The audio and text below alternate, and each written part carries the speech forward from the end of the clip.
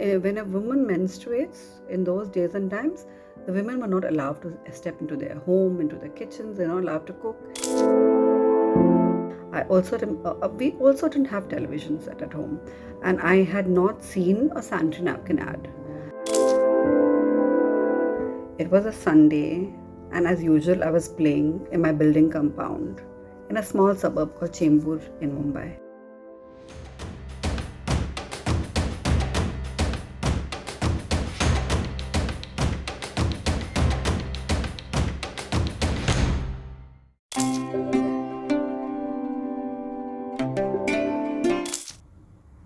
I remember the day I got my period. I was in class 7. It was a Sunday, and as usual, I was playing in my building compound in a small suburb called Chembur in Mumbai. Before I go on, I must tell you a little bit about myself. My name is Vinita, and the story is at least 30 years old. I lived in a nuclear family setup. My parents were educated people, modern parents, who never had any rituals or any blind beliefs. I had 2 older sisters. They are 6 years older than me. I had 1 younger sister, and I think at the time I'm telling the story, my sisters must have had their periods for at least 5 years. I also remember seeing 1 meter cloth being hung out for drying that seemed to have no purpose at all, and they had also peculiar odor. I also remember noticing it enough and never asking a question. I have no idea why. We also didn't have television set at home, and I had not seen a sanitary napkin ad. I did wonder what these cloths were, but I never asked. I must also tell you, I lived in a Tambram society, Tambram colony. And in India, if you say Tambram, most people exactly know what you're talking. The visual is so clear. But if you don't know, I'm going to explain that Tambram is an upper caste South Indian community, and they at the time that I'm telling the story, they were very, very ritualistic. It is the people that we were living with, and therefore the rules of menstruation that usually were upheld in these communities were very, very clearly being practiced. And I say this because, when a woman menstruates in those days and times, the women were not allowed to step into their home, into their kitchens. They're not allowed to cook. And the men folk then took up duties of cooking and cleaning and doing all the other things that required to be done. And if you live in a small town or you live in a village, women had clear demarcated spaces where they went and sat, and they were kept outside for those days. In a city like Mumbai, there was no place like that. It's a very small, middle class colony, and I know I noticed women standing out, and things like out of doors and things were mentioned, and I again noticed and I never asked. And I say this because I think I must have been a very preoccupied child, or I was very incurious. I have no idea, but I never asked about this strange phenomenon. So, back to the story. It was a Sunday. It was around 11ish, and I was playing, and my mom had been telling me for some time that I am not supposed to play like this with boys for some time, and I had been a tomboy, and I've always played very rough and boisterously all the time with girls and boys of my age.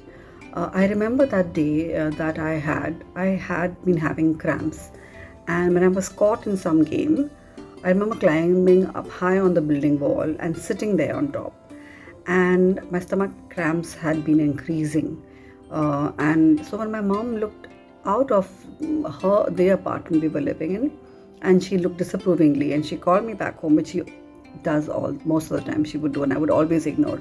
But that day I did not ignore. I remember jumping down and actually going back home. The stomach cramps grew, and when I went to use the loo, I remember, and it was an Indian style loo, so you used it squatting. I remember seeing my underwear was soil brown, and I immediately thought that I had a bout of diarrhea, and that it was such a bad one that it explained the stomach pains and explained why I had no control. and therefore my underwear was stained. I remember washing my underwear and I went for a bath.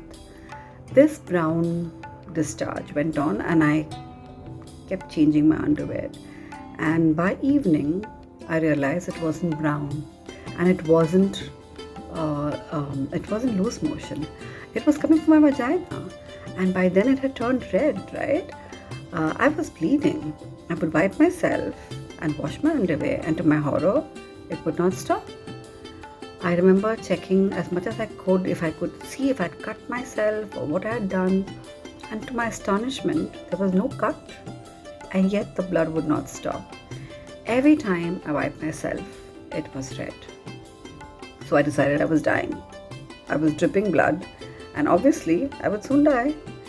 And I debated whether I should tell my mother. And I thought to myself, no, why worry her? She'd be heartbroken, right? And I remember looking at everybody with such sad eyes. I remember touching the walls, thinking I want to imprint this feeling, this texture in my brain, through my hands, and looking at all the places I loved. And I did more acts of kindness, and I remember thinking to myself, my sisters would remember this, and when I die, they would cry, and how they would cry. I went to sleep like this, and I can't remember whether I patted myself or I just gave up to slow bleeding and dying. I have no idea. But I went to sleep, and the next morning it was Monday, and we were up by 6 as usual, and I left for school at 7 a.m. All I remember next was that at the school assembly, which must have been around 7:45 or 8:15, I fainted. I remember standing there, and I don't remember being in pain, but I know that I fainted. I still have a scar on one side, or where I cut my eyebrows, where I fell on my brow, and that, around that time, simultaneously, where all of us must have left the home, right? And my mom must have been sorting things and putting things for wash and cleaning the house, and she found my clothes, and they were stained, and she must have, things must have fallen into place. I don't know because we never spoke about it, but and I really won't know because by then the school nuns had lifted me, and they found the reason as to why I had fainted, and they also found that I wasn't wearing anything for a period, and I was also completely clueless, like what, I wasn't dying. My mother was summoned to school, and they had to call the only person who had a phone in the colony. And I remember it was 2 buildings away, and the woman would have to come down, and she'd walk to my mom's place, climb up the stairs and call my mother. My mother would have done the same thing and gotten back. And my mother was summoned to school, and I remember that she was given a dressing down by the school nuns about educated women not talking to the daughter. And I think she must have felt pretty shamefaced.